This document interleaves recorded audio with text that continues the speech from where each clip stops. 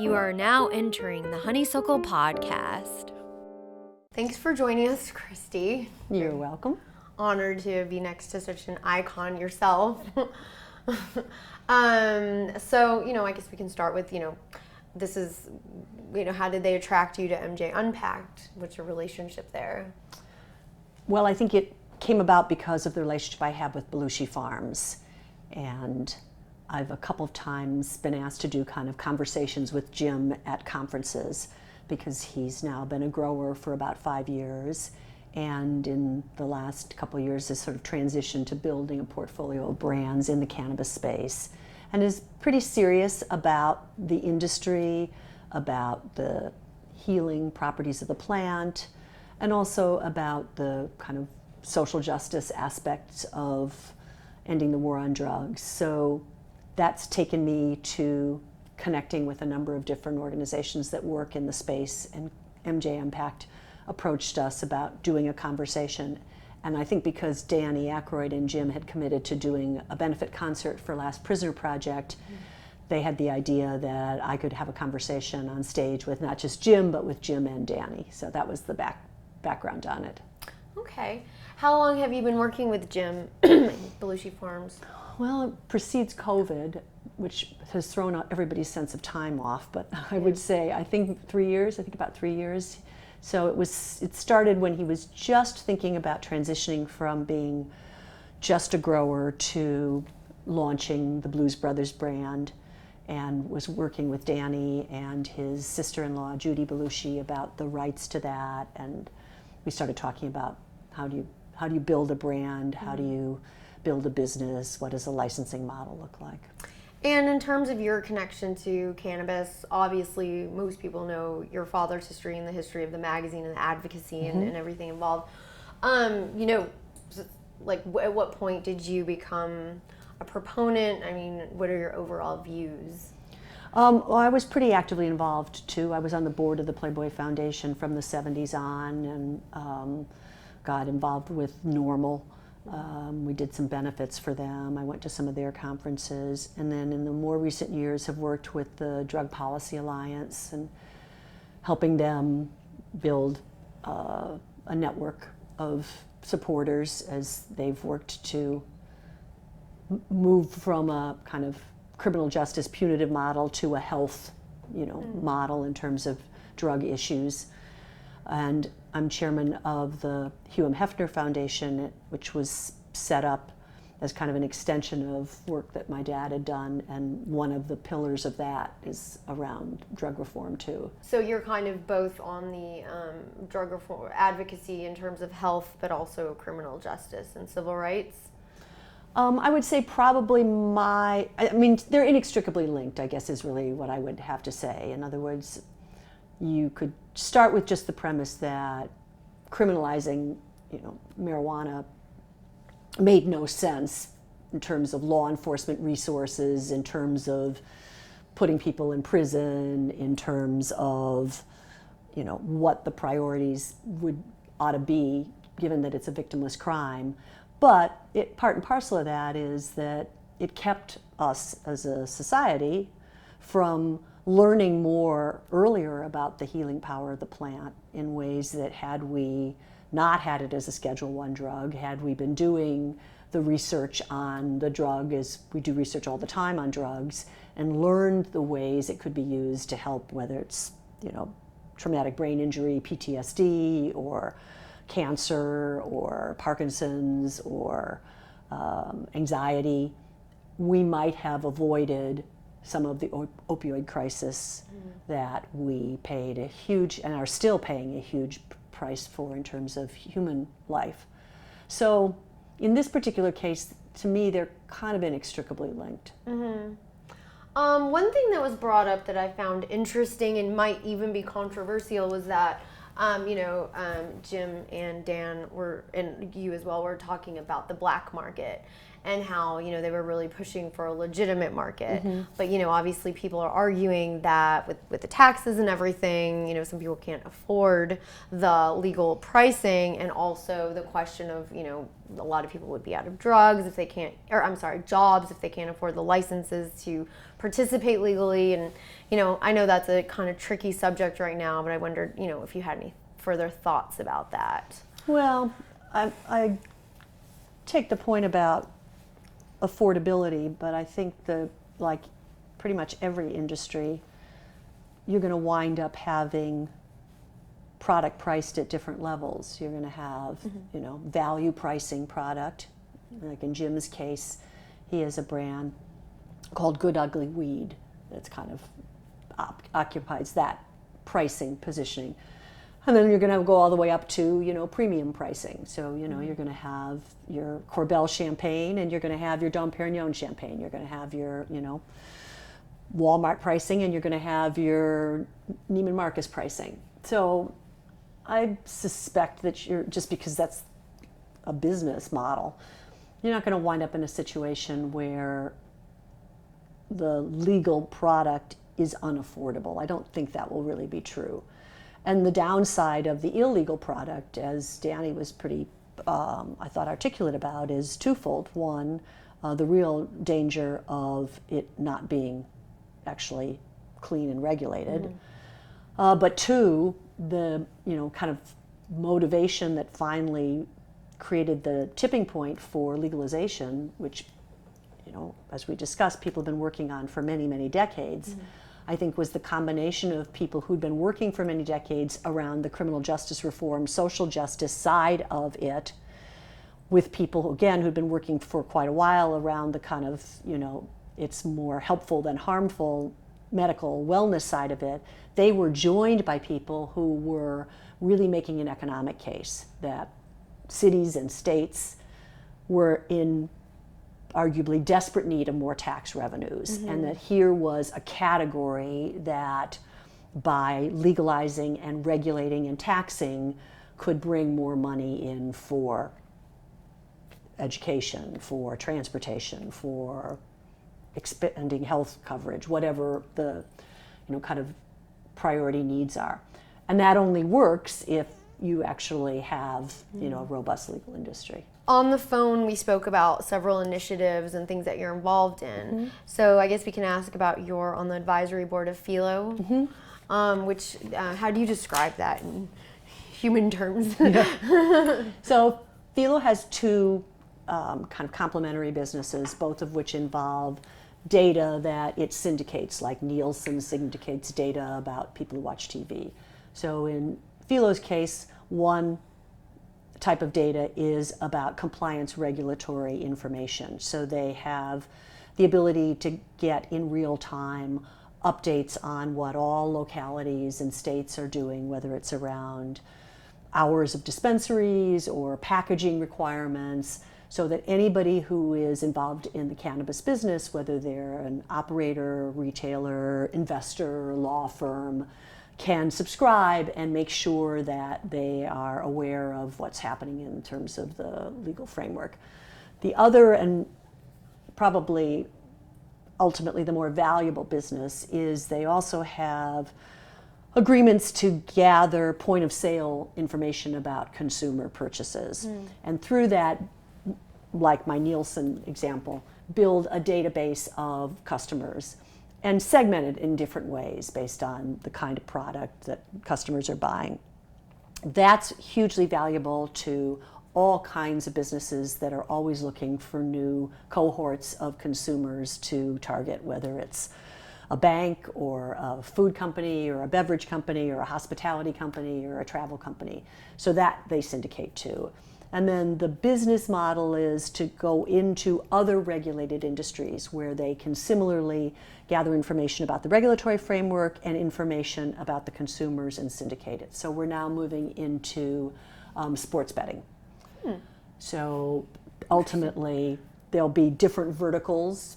I've also helped them through a company I'm the chairman of to do some early work in the beauty space, because there's a lot of regulatory information around packaging and claims and some of what they've been able to do in terms of how you can use artificial intelligence to make sure that you're compliant with packaging in ways that it used to just be people sort of sitting and looking at lots of different examples. I think that's applicable in a lot of other industries. So. Wow. How does the AI work in this case? It basically lets you scan packaging without a person having to actually look on a computer screen at the size of the disclaimer text or the positioning of the brand. Like in Cannabis in Canada, you can't have cartoon figures. So you would actually be able to use the Blues Brothers logo in Canada, because right now that's not allowed.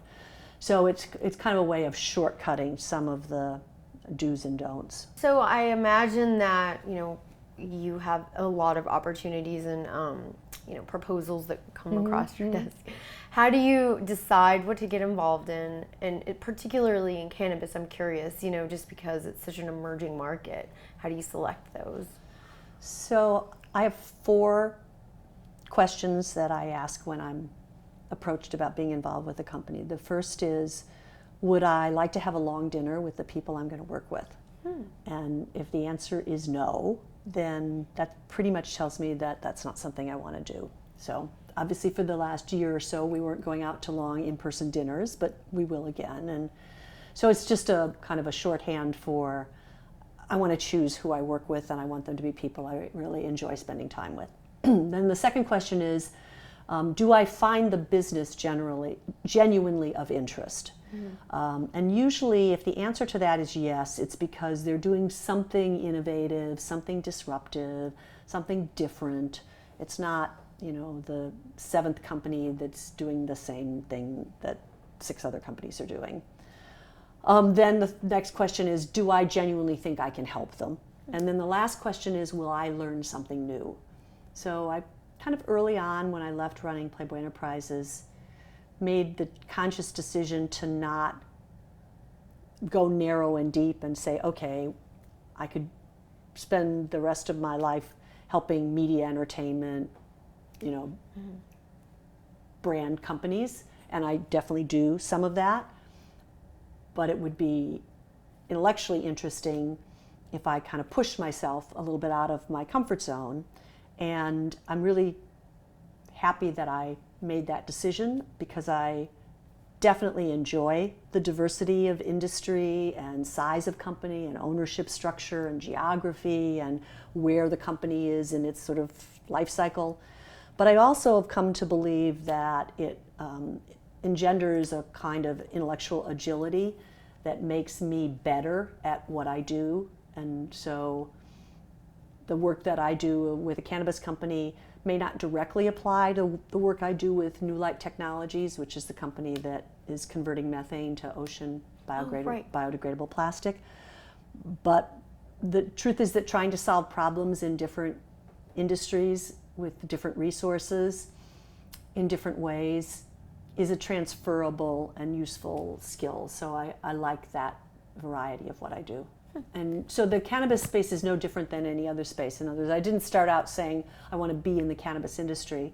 I had a casual friendship with Jim, and he was interested in thinking about brands, and a mutual friend had said, you ought to find out when Christie's going to be in LA and sit down with her and ask her some of the questions you have, and that led to the work. But it is, for me, an interesting industry, and does remind me, I've come recently to decide that it reminds me in some ways of the early days of cable television, which we were also involved in. We were the first publisher that launched cable channels, and actually pretty much the only one that did that in a very big way all around the world. The similarities, I think, are, first of all, it was a brand new industry, in both cases. Secondly, highly regulated. So that creates its own challenges in addition to the business challenges you would have in any industry. Third, because of the regulatory licensing side of it, there's tended to be a focus on kind of the land grab of getting licenses in the early days. That was very true in cable and very true in cannabis. That then tends to be followed by focus on kind of efficiency and operational execution and scale, and so you start to get some consolidation. What tends to get pushed out, which I think in my personal view is not always the best thing, but it does seem to happen, is a real appreciation of brands. Because in the early days, the kind of feeling is, if you've got the license and you're executing, you're gonna do fine. And only with time do you realize that to really build a sustainable business over time, when there will turn out to be other competitors, is to build brands that people are loyal to. And then the last quality that they both seem to me to have in common is because they're new and innovative, that tends not to come from established, large, successful companies. It just never has, and I don't think it ever will.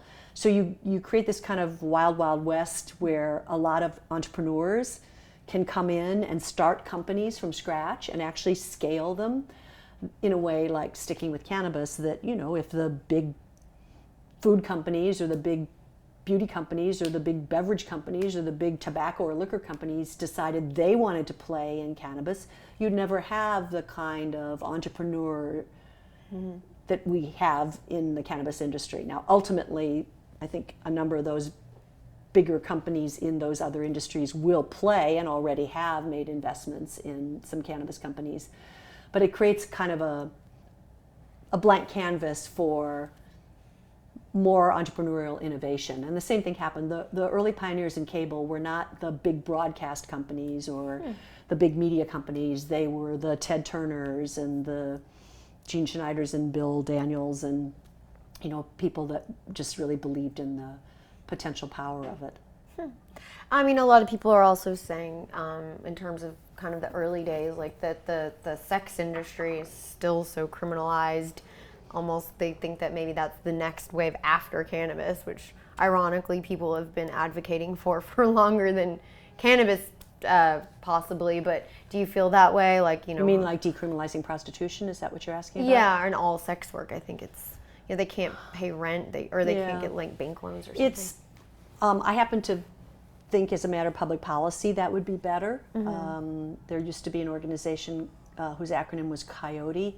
In fact, the founder of it, I think just in the last year, passed away. And the acronym stood for Call Off Your Old Tired Ethics.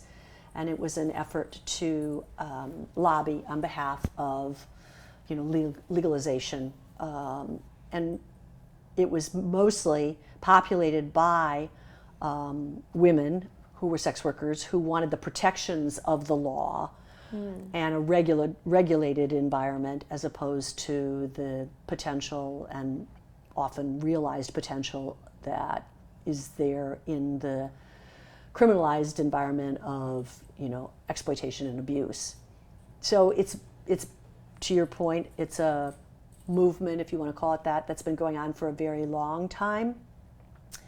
Doesn't seem to have gotten a whole lot of traction. I mean, you have these small pockets. Nevada is one of them, where you have, some legalized sex work, but doesn't seem to have even progressed in the way that marijuana, decriminalization, then medical, then adult use has progressed. So I haven't followed it closely, but it doesn't seem to me as if that's something that's imminent. Yeah. Do you think that has to do with the gender, just sort of it being a women's? Hard to know. It may partly be that it's an issue that divides women.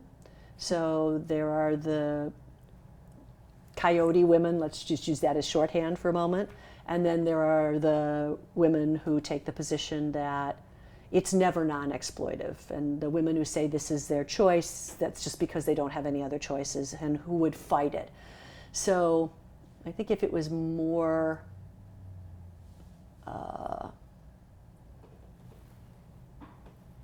if there was a greater commonality of view among women, among feminists about it, that might be helpful. Still might not be sufficient, but it'd be helpful. Right. So in the absence of that, you probably don't even get to the point where you're assessing is part of the problem that the beneficiaries would be disproportionately, although not exclusively, women. And even though we're more than half the population, even though we're more than half college graduates, we still are not at parity in terms of power. Right, is also probably religious to some degree. That would be true too. Yeah. I mean, everything to do with, I'm going to do a book party for a friend who's a lawyer who's written a book about censors, CENSORS, called Through the Eye of the Beholder, and the history of censors, not just censorship. And pretty much everything to do with sex gets tied back up into attitudes about religion and the kind of Judeo-Christian underpinnings of particularly America, which is a little bit more influenced by that in its laws and mores than other parts of the world are. Right, puritanical still. Yep. Fortunately. Those were the founders. Yeah. So speaking of women, you are involved in, it's the Committee of 200, and also, well, there was the healthcare acquisition. I don't know if that's a female affiliated. It's a SPAC, so we're looking for a company to acquire, but yes, the CEO is a woman, so is the CFO, and there are a number of other women on the board, so we're happy about that. Congratulations. So you're looking to get acquired? We're looking to acquire. Oh, I see. So what a SPAC does is raise money and becomes a public vehicle that can then take that money and make an investment in a private company, and through that allow that company to become public. Okay. And what was your kind of, how did you gravitate towards healthcare? Well, I did work with Canyon Ranch for first on their board and then as a strategic advisor, and while they're not a healthcare company, they really were an early pioneer in healthy living and wellness, and really that kind of combination of more non-traditional, sometimes they're thought of as Eastern therapies like meditation, but hand in hand with, first-class Western medicine and doctors, and then also a real appreciation, I think before many others did, of how dispositive lifestyle choices are on our health outcomes. So I think there used to be a view that, a lot of health outcomes were basically genetically predetermined, and it's certainly true. We all are a bundle of genes, and that's not insignificant in terms of our risks of various conditions and illnesses. But I think we also now know enough to know that the whole field of epigenetics is predicated on that our lifestyle choices either enhance or suppress the likelihood of genes being activated. So, if I'm a smoker or not, if I get enough sleep or not, if I exercise or not, if I eat healthy or not, if I manage stress well or not. Those are honestly more important than the genetic makeup that you were born with. And Canyon Ranch really understood the kind of relationship among healthy lifestyle, as I'll say, more non-traditional ways of managing health, and then medicine. So I had both of those two things, the Canyon Ranch work, and then been on the board of a large hospital system for 20 some years, and so have worked with them in different aspects of health. And then I've also, since our space is interested in tech-enabled health and wellness, I've also worked with a number of tech companies. But I'm not a subject expert, so they did not put me on the board because I had run healthcare companies, but sort of that intersection of some of the health, wellness, and technology. It's really interesting how it all comes together with cannabis now. Yeah, very much so. Do you predict or kind of have a prediction of the future of holistic health then, I guess, or where it might go? I think we're moving in the right direction. I feel pretty good about that. I mean, I think there's a much greater awareness of the idea that health is not just the absence of illness, that health is about how you feel and feeling your best. I think there's clearly a much greater awareness about the importance of, nutrition and a healthy diet than there used to be, and greater sophistication about that, whether it's more plant-based or whether it's around, moving away from processed foods and, added ingredients, compared to what was the norm, like when my parents' generation was growing up. So I think those have been very positive trends. And I think you get, on the one hand, I'm a baby boomer, So you get my generation, which is, absolutely committed to living longer, younger. And then you get, sort of younger generations who feel more aware and knowledgeable about healthy living, even while they're still young, which used to be like you didn't really worry about your health until you got older.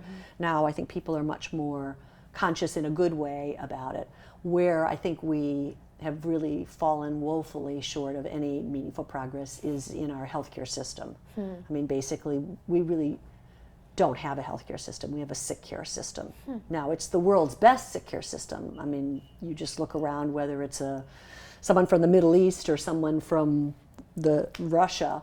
If someone needs a procedure and they have a lot of money, they come to the United States, and they're smart to come to the United States because we have the best doctors, and we have the best hospitals, and we have the best treatments if you get sick or if you need, organ transplant or a joint replacement.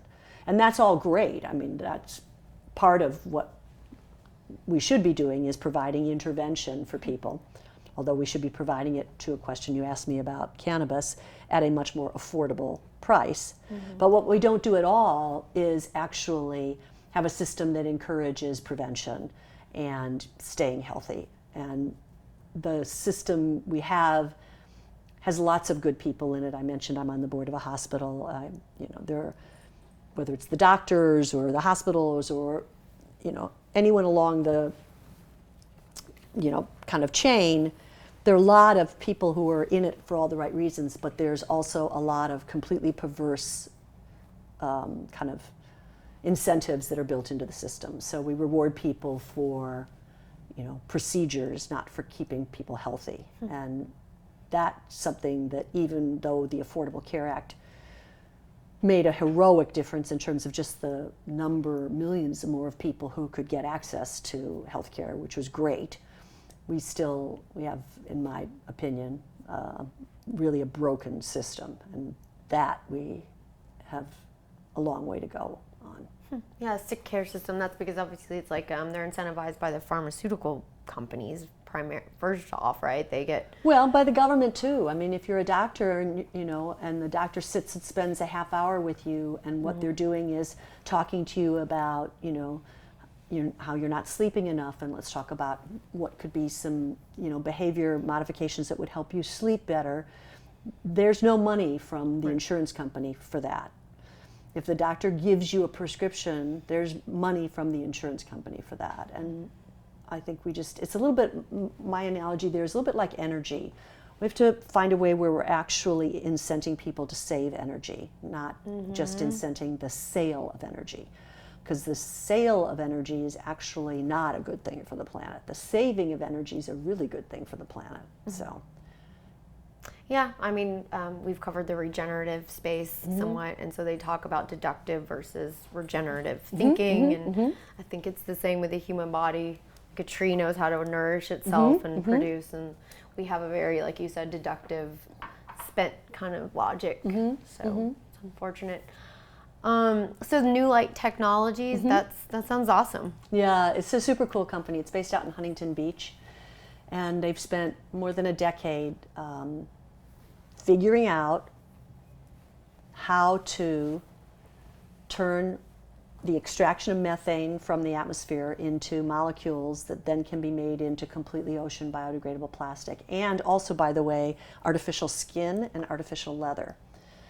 And so then they went through kind of a proof of concept phase because they didn't have the capital to build a manufacturing plant to actually produce any product with this technology. So they licensed the technology, and IKEA used it to make some furniture, and Dell used it to make packaging for computers, and Virgin used it to make cell phone cases, and proved that it had all of the strength and other good properties of traditional plastic, and that it could be produced at a competitive price, because there have been other products produced over the years that are good for the planet as opposed to petroleum-based plastic, but they've always been at such a premium price that you're not going to get to any scale with them.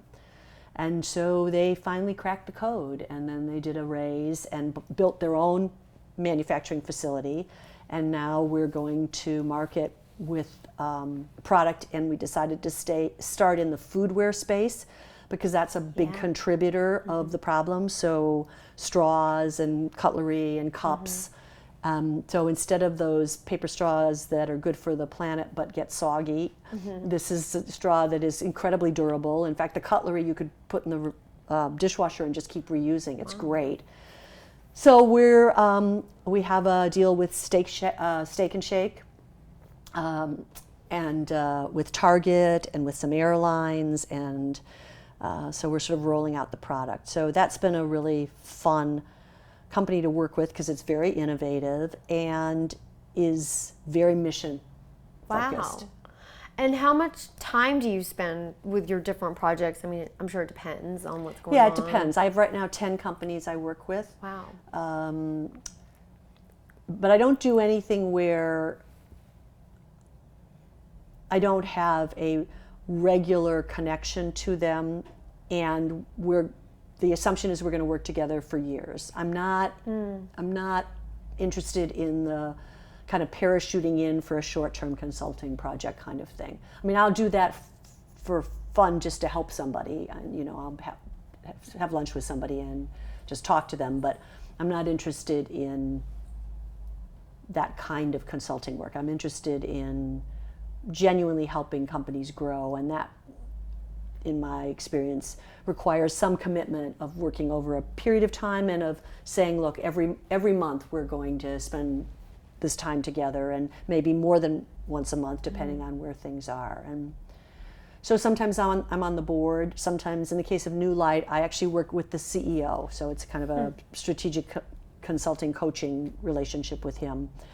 I've certainly met other people on the team. In fact, I went out to LA for the first time since the pandemic a few weeks ago and got to spend a half a day out in their offices with the team talking about various things we're working on, which was just so nice to be in person with people, And I think we all have, speaking for myself, Zoom fatigue.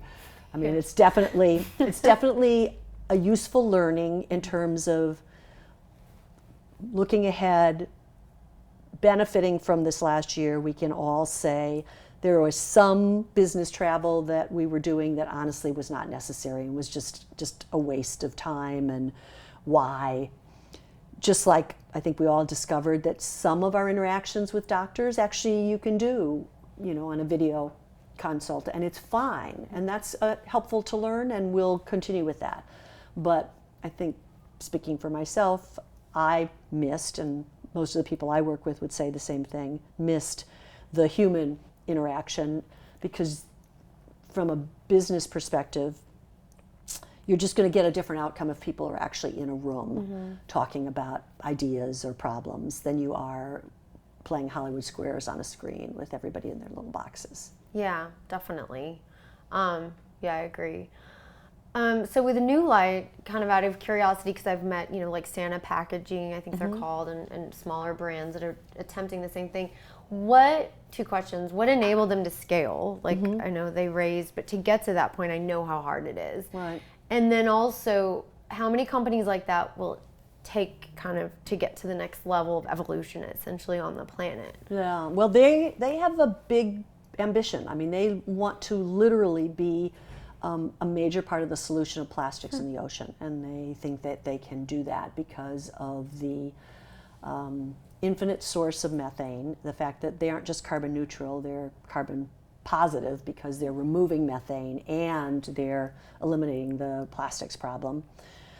And I think it's pretty clear from their trajectory that they're already on that there will be ample investment available to scale, because I think it's one of those spaces that there's plenty of money to be made in because the need is great. At the same time that it's an enormously satisfying space to be investing in as opposed to something else. So, and it's international, in other words, in fact, arguably because of particularly the Trump years, we're farther behind than, a number of countries in Europe with what's already been done in terms of moving to a, kind of clean energy, economy, and really addressing climate change. Obviously, this administration is trying to play catch up. We've rejoined the Paris Accord. They're negotiating as we sit here in Washington over what the provisions in the Build Back Better bill will be that will, positively impact climate. But I don't think, nor do I think it is necessary for New Light to be the only player. I think there's a lot of space, and there's lots of relevant, impactful aspects of this too. New Light, in answer to your question about how did they do it, I mean, they really took the long view. I mean, they've been around for more than a decade, and they just kept at it, and they just didn't give up. And they would raise a little money, and then they would do a little bit more work, and then they would raise a little money, and they do a little bit more work. So I think it helps to be mission driven, even though it's a for-profit company and they want to get a return for their investors. But I think they have a lot of proverbial wind at their back right now. Yeah, so was now kind of the time, because I know like they were waiting sort of for this time in history in a way to be able to execute on this scale, because I wonder, obviously a decade ago, I don't think people were as open to it, even though it was necessary. I think the timing is beneficial. They didn't wait for the timing. What they waited for was to solve the engineering problem of being able to not only accomplish the kind of transformation of methane into this new material, which we call air carbon, but to do it at a competitive price. And that took years of engineering work. Fascinating. I guess, of course, we'll ask about your work with women. You have a history of helping young entrepreneurs or just empowering women executives. So it's the Committee of 200 that you're involved in, but what else kind of are you up to nowadays? Yeah. Well, on the networking side, there are 3 organizations that I've helped start that I'm involved with. One is the Committee of 200, which has half of its membership entrepreneurial women and half of the corporate women. So I've always liked that kind of cross-pollination, because I think what your experience and journey is in business influences how you see problems and opportunities, and I like the ability of entrepreneurs to learn from women from corporate environments and vice versa. Then there's the Chicago Network, which is not just business women, it's women in any field. Could be media, could be the arts, could be government, could be healthcare. So that's been neat. And there are forums of one kind or another that started around the same time in the 80s in a lot of cities. And the idea was to sort of bring women together to help each other, to help younger women, kind of the corollary to the old boys club, so to speak. And that's been fun because you would tend to meet women and men in your own industries, but not necessarily in as diverse a range of professional sectors as something like the Chicago Network has allowed me to do. So that's fun. And then the last one is a group called Women Corporate Directors. And there we work to get more women on boards. So that's been an interest of mine for many decades, and we had a great year last year in terms of the percentage of women and people of color who went on boards, which was actually above 50% for the first time. But in total, we're still only around like 22% of boards of women on them. And so that's what that group does. So I do those things. And then there's a wonderful nonprofit I work with called Springboard Enterprises. And they're an accelerator for women tech entrepreneurs. So women with sort of technology forward business ideas compete in what Springboard calls not shark tanks, but dolphin tanks, because as we like to say, we swim with you. And the women who get into the program then are really helped to both refine their business plan and business model, and what the organization looks like, and kind of how they're going to go to market with whatever their product is. But also they really are good at helping them raise money, because there's still a huge gap on the venture side of how much money goes to women, backed, women-led companies compared to companies led by men. It's really shocking. It's actually around like 5%. So Springboard's been responsible for helping women-led companies raise over $20 billion in their 20-year life. And I work with them as both a coach of some of the companies that come through the accelerator. I've been a judge in the dolphin tanks, which is fun, and I've been an advisor to them. So that's some of the different ways. And then some of my companies are women-led or women-founded, not all of them, but some. From, like over the past few decades, what has the progress been, in your mind? And I mean, that's pretty disappointing to hear in terms of the C-suite appointees, but overall. It's like many things, it's better than it was, but not as good as it needs to be. Now, I think as important as I think it is, to look at public companies, bigger company boards, a lot of the energy in the economy, a lot of the job growth actually comes from smaller companies, and women actually are starting businesses at a faster rate than men. There are actually more people employed by women-owned companies than by the Fortune 500. I think sometimes we're not as conscious of it because they're not the household names, but I think that dynamism is super exciting. The number of women entrepreneurs that are out there, whether it's in cannabis or it's in media or it's in, beauty or it's in, whatever. So I think that part's been great. But I was a founder of something called Emily's List, which is an organization that raises money for women political candidates. And that acronym stands for Early Money is Like Yeast. And the reason for that is it makes the dough rise. So the whole premise behind Emily's List was a recognition that women candidates were having a harder time raising early money. And if you can't raise early money in a race, then you can't hire the best campaign advisors, and then you can't demonstrate that you're electable, and it becomes sort of a vicious cycle. So Emily's List was designed to kind of reach out to women across the country and say, you need to step up and help women candidates. And what they do is they interview and vet and profile women running all over the country and share that information with women who are willing to give to other women, so that you have the chance to know more about, a woman who's running for governor in a state that you don't live in, or a woman who's running for Congress in a state that's not your state. So there are a lot of ways to keep moving the needle, and I do think women are more engaged than ever. And I do think that other key influencers, whether they're large investors like BlackRock or organizations that evaluate public companies or pension funds, have started to say things like, we won't invest in a company that has an all-male board, or Goldman Sachs announced they wouldn't take companies public that had all-male boards anymore. So you start to get some outside influence as well.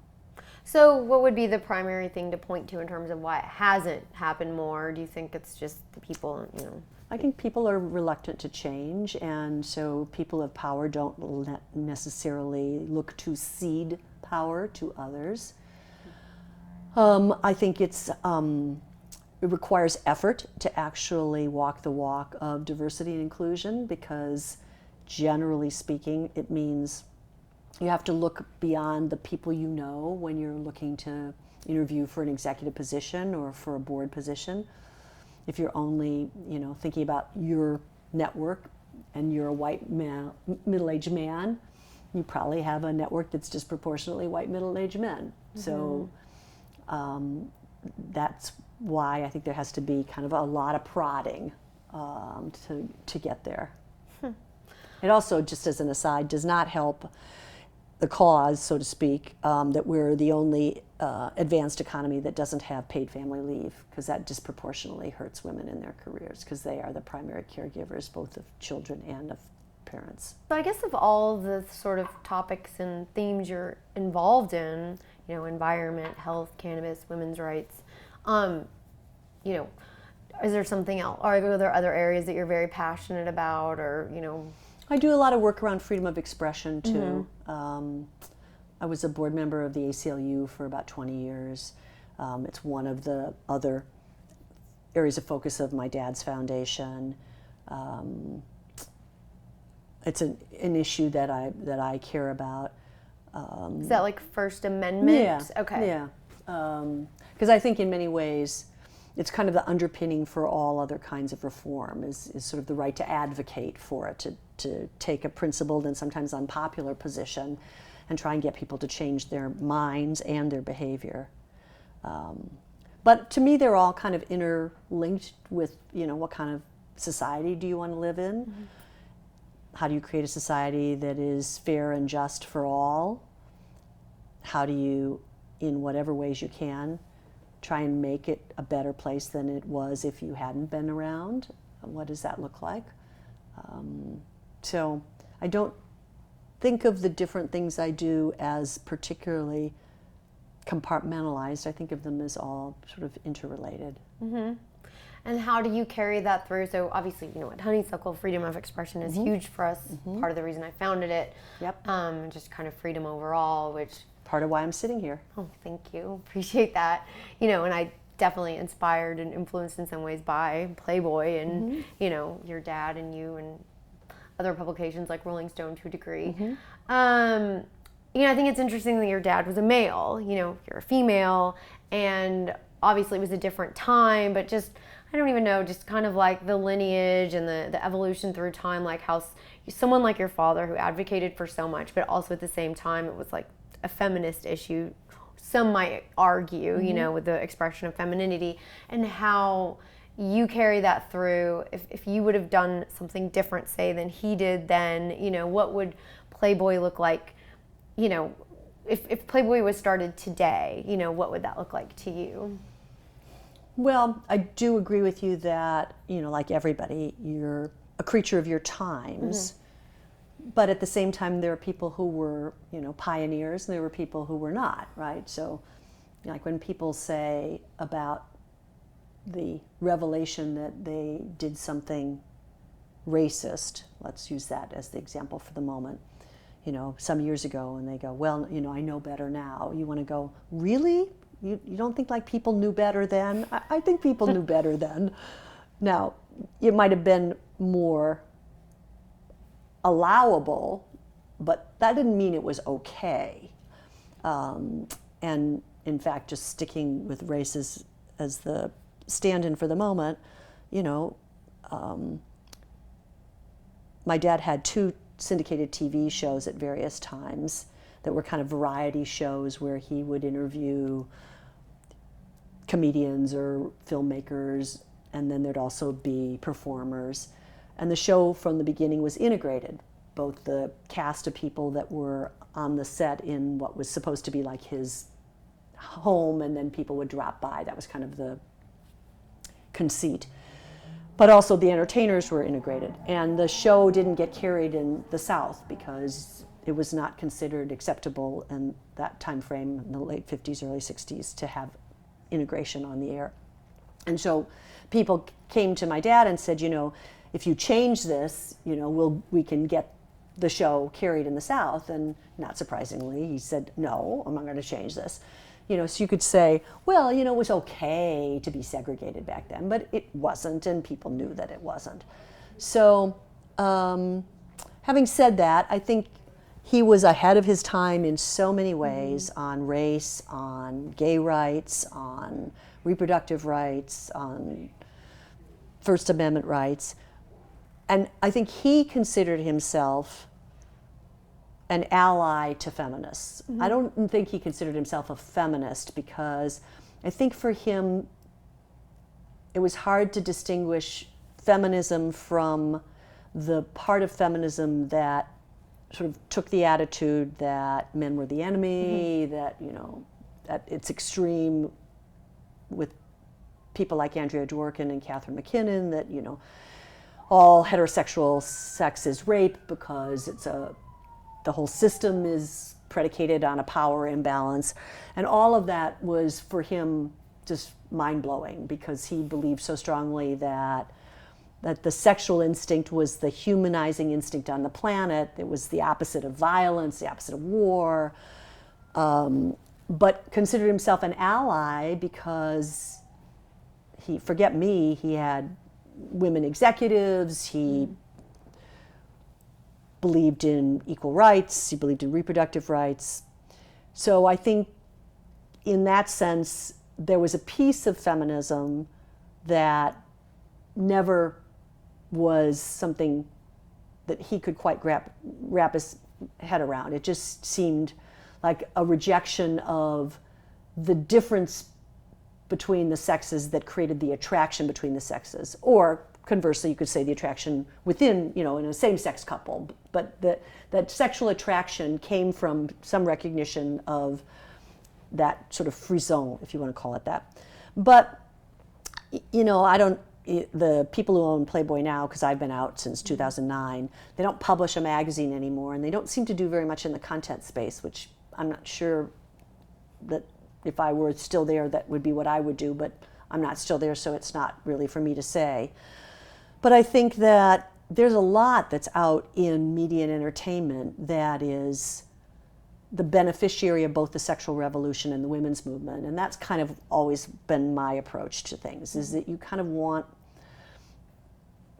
both the culture, but therefore the expression of the culture in media and entertainment to be one that is really pro-sex, and also pro-female. And I grew up in a time where that was the prevailing attitude. It was kind of, the pill was available, abortion was legal, Our Bodies Ourselves was published, there was kind of a erotic feminist art movement going on. And I think conversely, it's not a coincidence that the countries that repress women are the countries that repress sex. I think those two things are very inextricably linked.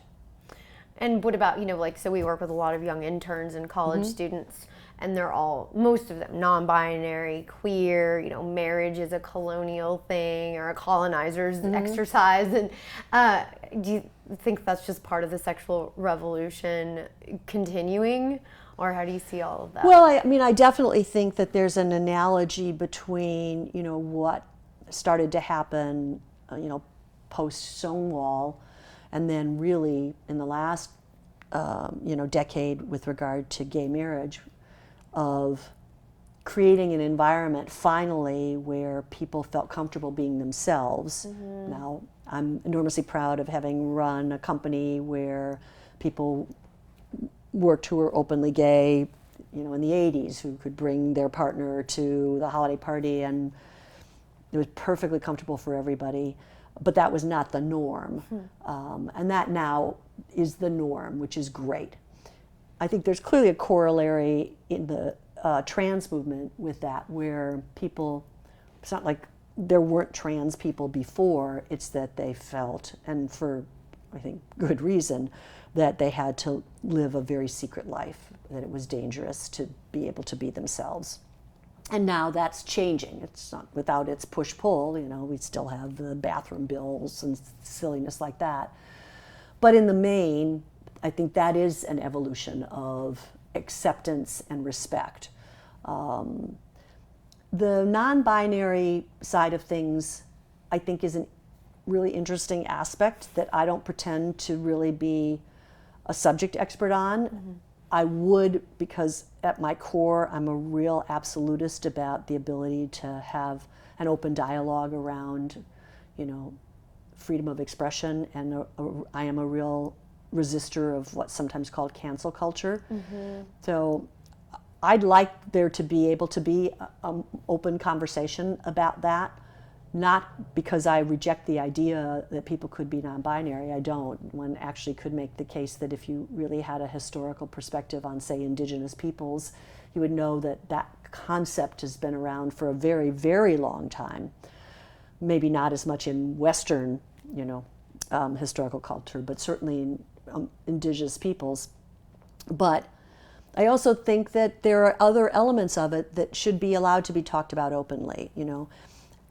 People should be allowed to explore things without feeling they have to make commitments that are lifelong commitments about what they think their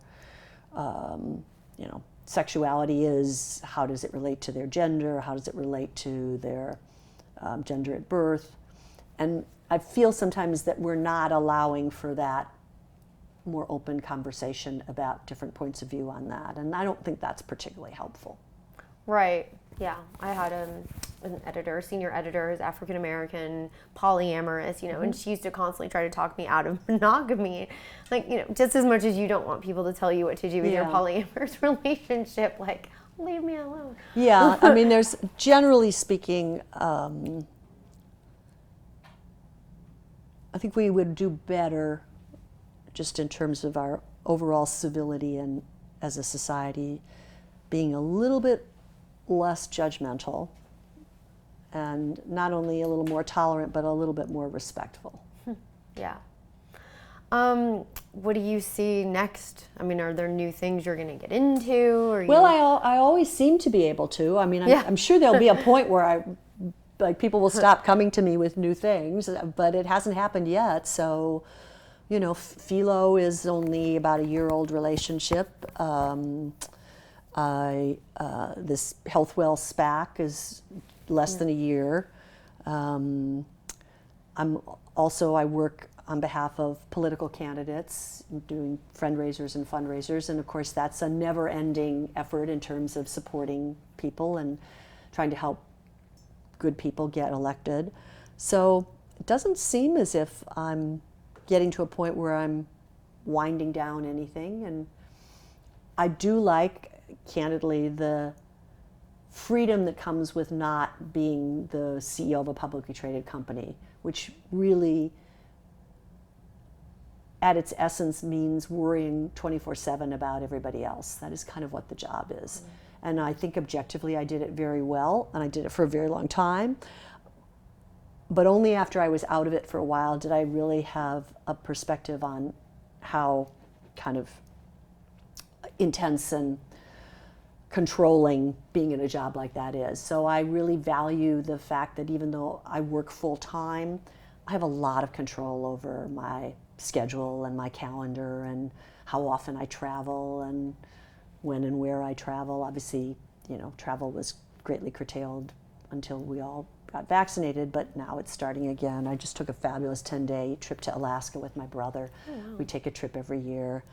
And so I feel very fortunate to be able to do so many things that are interesting and that I'm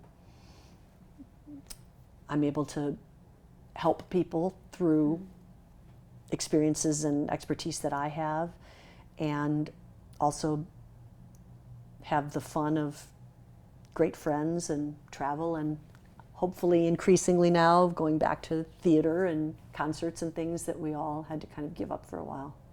And I was going to ask you, how do you kind of balance? I know that's like a very typical question, but I mean, I know for me it's hard to like exercise and things like that. And you're married, correct? No, I'm divorced. Oh, I didn't know that. So how do you kind of keep up with your personal regime and everything else? Well, I guess it's a combination. On the one hand, take exercise. I think you have to treat it like something that you schedule, that you make a commitment to. Well, I mean, hopefully you find things that you genuinely enjoy that serve the purpose of exercise. Like, I genuinely like biking. I genuinely enjoy Pilates. I genuinely enjoy playing tennis. I genuinely enjoy walking and hiking. So you're going to be more apt to do something if it's something you like than if it really is a job. So for someone else it might be swimming or running. So find a thing that you like, and then make a commitment to do it. And what I missed, to be honest, during the pandemic was going to classes, because I actually like being in a spin class or in a core exercise class, and I wasn't going to be doing that. So I'm just starting to figure out, when will I feel comfortable going back to that. So part of it is, making the time. But I think it helps to recognize that, as was underscored by some really interesting research McKinsey did a number of years ago with high-performing women, it's not really so much how much time do you spend working versus how much time do you spend outside of work, that proverbial work-life balance, is really more in terms of getting to a place that's healthy and sustainable. Are you spending enough time doing things that are a source of energy for you as opposed to draining energy? Because work can be really energizing, and frankly, like, sometimes being with your family can be really tiresome.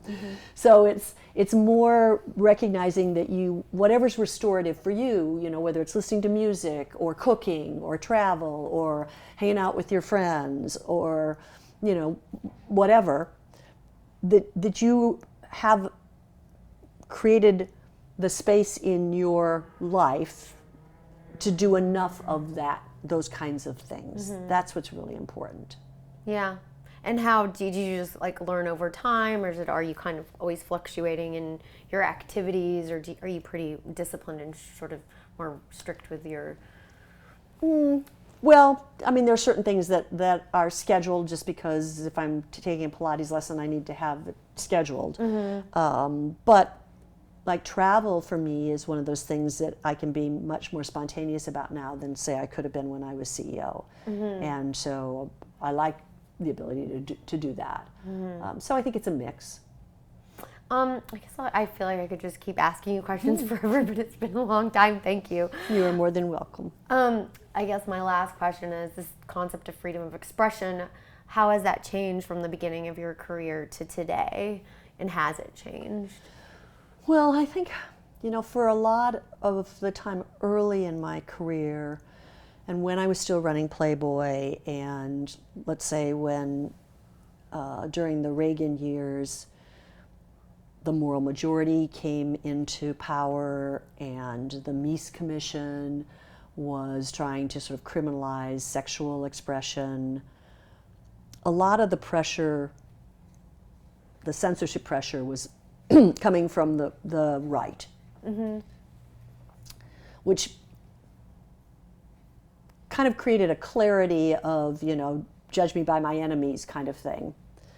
What is clearly true today, as we were talking about, is that that's still out there, but there's this other pressure that's kind of an anti-free speech pressure that's coming from the left, and that's definitely different. I think it's not good. It worries me, the fact that a university like Berkeley, that was the epicenter of the free speech movement, is now a campus where speakers that are considered, not in tune with the political mood of the campus, whether it's on Middle East politics or on affirmative action or on tax policy, are disinvited from speaking, as opposed to allowed to speak and then be aggressively challenged by students with their questions. I find that worrisome. Now, on the other hand, because pendulums do tend to swing, I'm seeing more and more people at various ages starting to kind of call out the danger of losing the ability to understand that allowing for differences of opinion to be expressed is a pretty fundamental element of moving a democracy forward.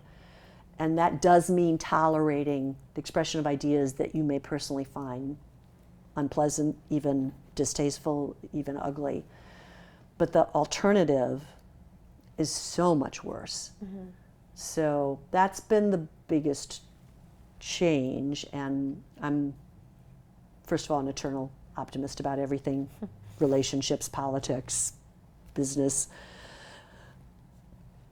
So I'm going to be an optimist about this, that I think that there's a growing appreciation that idea is really certainly inconsistent with liberal universities, but also inconsistent with kind of a democracy, and that we want to not let that happen. So I'm going to come down on the side of pendulum swung in a bad direction there, but it's going to come back. And obviously, politically, I'm assuming Democrat, like you were against sort of the Trump era. And, Yes, you could safely assume that. okay. But like you were describing, maybe, what do you feel about the Progressive Party? Kind of the social, some are saying socialist angle, essentially. Yeah. Well, I'm a progressive. I sit on the board of the leading progressive public policy think tank, which is called the Center for American Progress. And I've very strong progressive attitudes and values about the need to deal with income inequality, issues we were talking about earlier in terms of mass incarceration and criminal justice reform, certainly around the traditional social issues. And I think the fact that the Democratic Party is a big tent party is a strength. I mean, I love Nancy Pelosi's comment that diversity is our strength, but unity is our power. And I think that that's true. And I think she's frankly done a masterful job of allowing for that diversity, but still having the House be really effective as a body. So I think that there are people that take positions that are to the left of my positions, but that doesn't mean that I think that's a bad thing. I think that's part of how you create the dialogue. I don't think defund the police was a particularly politically astute policy motto, and I think it hurt some Democratic incumbents who had that used against them. So in that sense, I wouldn't have, if somebody was sitting in a room with me and asking me my political advice, I wouldn't have suggested that was the way to frame the question. But at the same time, I would say beginning a conversation and taking action around what are we asking the police to do that they shouldn't be doing, and how do we take resources from law enforcement and put them in the hands of mental health professionals or substance abuse programs that can actually deal with those issues. That's hugely important and powerful.